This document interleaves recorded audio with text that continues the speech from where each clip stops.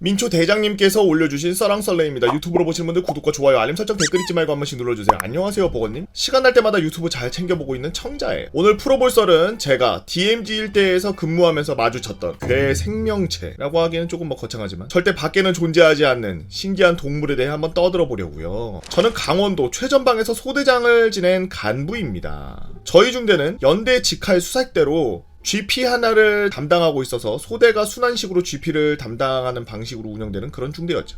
당시 저희 소대는 GP 투입 교육을 받고 있던 시기였고, 주된 일과는 GP에 방문하는 인원이 생겼을 때 그들을 DMZ 내부에 경호해 주는 거였습니다. 여기서 경호는 두 가지 방식으로 진행되는데요. 직접 경호와 간접 경호. 먼저 직접 경호는 2와 2분의 1톤, 소위 말하는 2톤반을 개조한 방탄 차량을 방문자 선두에 보내서 적습에 대비하고, 간접 경호는 목진지, 확인점, 일대의 소대원들을 사전 배치하여 경계 및 감시를 유지하는 것이었죠.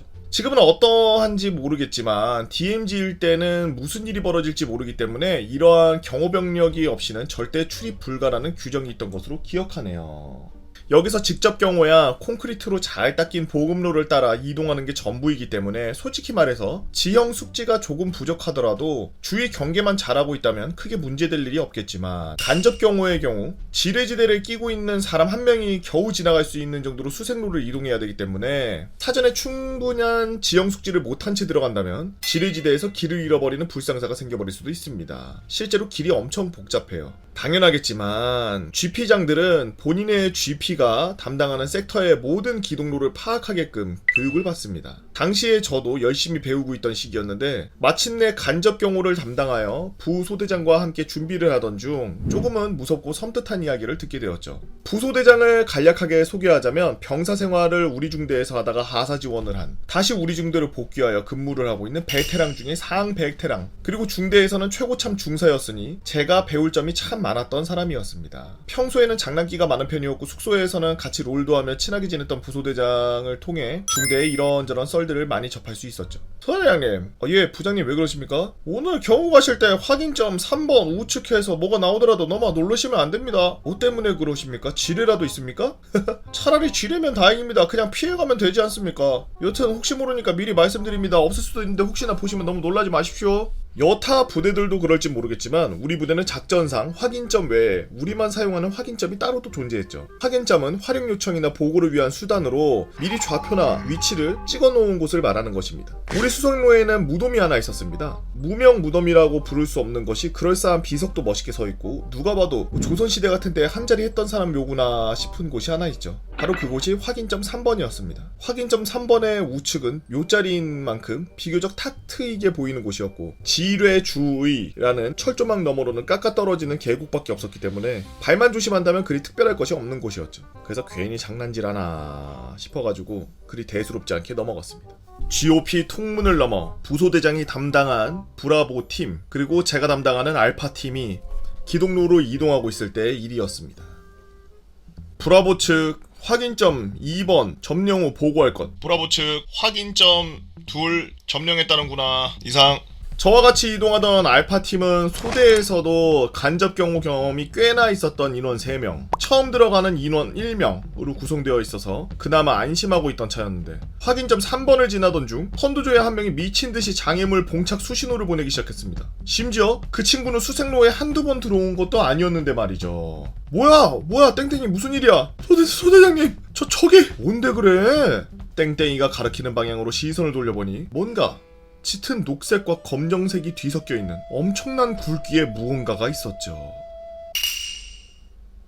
뱀 정도야 군생 하다가 보면 한두 번 정도 볼 법하고, 동물원에서 비단구렁이 체험 행사 같은 것도 아무렇지도 않게 하던 저였지만, 진짜 그놈은 아직까지도 떠올리면 살이 떨릴 정도로 너무나 컸고 존재감이 미쳤었습니다. 영화 아나콘다에 나오던 놈이 실제로 본다면 아마 저 정도가 아닐까 싶을 정도였어요. 누가 봐도 구렁이인 게 분명했지만 주변 일대에 우리가 그렇게 휘젓고 다니는데도 아무런 미동도 없고 그저 또아리를 틀고 가만히 있는 모습을 보고 있자니 무서운 것도 잠시, 나마저 흔들리면 안 되겠다 싶어서 빨리 통과하자고 길을 재촉했습니다. 수신호. 잠시 후 우리는 지정된 위치에 도착했고, 저는 부소대장에게 무전을 보냈죠. 브라보장 여기 알파장. 수신 양호. 확인점 3번 우측에 미확인 물체 있다는구나. 양호 혹시 검정색인지. 그렇다는구나. 그대로 이동해도 상관없다는 통보.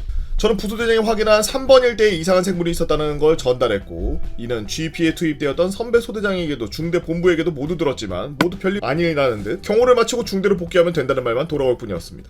그렇게 경호를 모두 마치고 중대에 돌아오고 나서야 저는 부소대장과 그 구렁이에 관한 이야기를 나눌 수 있었죠. 아니 저런 게 산에 있는데 왜 미리 말을 안 해줍니까? 아이고 소대장이 기양 구경 안 쳤습니다. GP장님도 그거 직접 보진 못하고 이야기만 들었을 텐데 말입니다. 아니 계곡에서 올라와가지고 애들 물면 어떻게 하려고 그럽니까? 부장님 괜찮습니까? 나는 보자마자 바로 거시기 털이 확 서던데. 아유 괜찮습니다. 그거 산주입니다. 산주. 벙찐 표정과 함께 저는 본격적으로 산주라 불리는 구렁이 이야기를 들을 수 있었죠. 우리 중대와 GP가 자리하고 있는 산은 옛날 옛적 호랑이 담배 피던 시절부터 그 일대가 아주 영험하기로 유명한 산이 있었다고 합니다. 실제로 바로 옆에 용이 쉬는 자리라고 불리는 장소도 있었고요. 구렁이가 1000년을 살면은 이무기가 된다는 이야기가 있으니까요. 우리가 확인점 3번이라고 불렀던 멋있는 비석이 존재하는 묘는 조선시대 강원도 일대에서 가장 높은 벼슬을 했던 사람의 묘였는데, 그 사람이 당시에 큰 공을 세워서 산에서 제일 가는 명당이었던 이곳에 묘와 비석을 세우게 되었고, 그 옆에는 예전부터 산의 전기를 받기 위해 가끔 산주가 또아리를 틀고 쉬고 있다라는 겁니다. 그래서 우리 부대가 위치한 산 일대에서 뱀을 죽이는 행동을 절대로 해서는 안 되는 게 부소대장님의 이야기였습니다.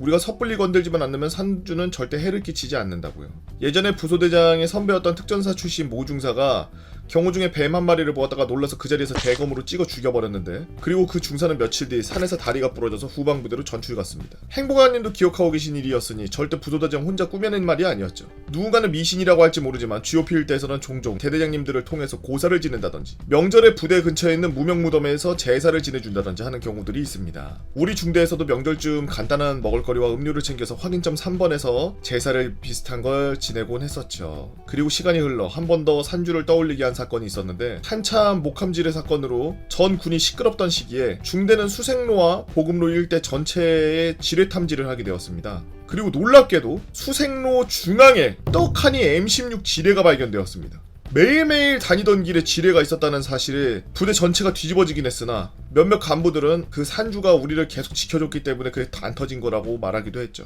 일반적으로 산군이나 산주라 하면 호랑이를 떠올리는 저였는데 참 기묘한 경험이었습니다. 제가 본 건 정말 천년묵은 구렁이였을까요? 특별히 뭐 토속신앙을 믿거나 그런 건 아니지만 이왕이면 제가 근무할 때 그랬던 것처럼 앞으로도 쭉 사고가 없었으면 좋겠다는 생각이 후배들에게 산주 이야기를 해주고 왔던 게 생각나네요.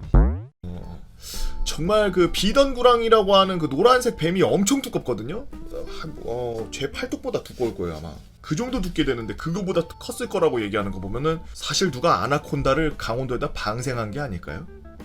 여튼 여러분들은 어떤 특이한 재밌는 경험들을 했나요? 여러분들의 이야기 네이버, 카페, 개보거팬 다 모여라 개팬다로 오셔서 썰랑썰레 게시판에다가 글 남겨주시면 유튜브로 작업해서 업로드하도록 하겠습니다. 유튜브로 보시는 분들 구독과 좋아요, 알림 설정, 댓글 잊지 말고 한 번씩 눌러주시고요. 오늘도 나라 지키느라 고생하고 계시는 우리 국군장병 여러분들 다치지 마시고 건강히 전역하시기 바랍니다.